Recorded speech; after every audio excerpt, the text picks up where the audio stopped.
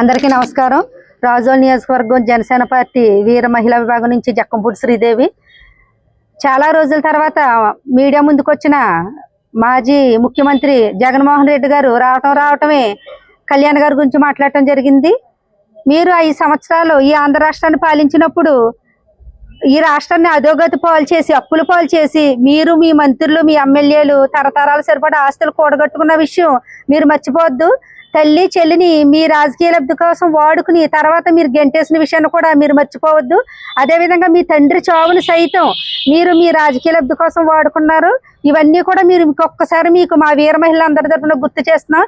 మీలాంటి నీచమైన మనస్తత్వం కలిగిన కోడికత్తి ముఖ్యమంత్రి గారు ఆంధ్ర రాష్ట్రంలో పేరుగాంచిన మీరు ఈ రోజు కళ్యాణ్ గారి గురించి విలువల గురించి మాట్లాడే అర్హత మీకు లేదు.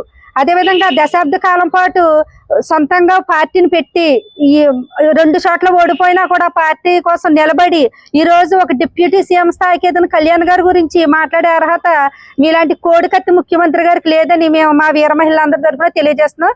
మీ పద్ధతి మీ మాటలు మార్చుకోకపోతే మిమ్మల్ని బెంగళూరు మీ ప్యాలెస్ వరకు తరిమి కొడతామని ఈ మీడియా ముఖంగా మేము తెలియజేస్తున్నాం. జై జనసేన, జై కళ్యాణ్ గారు.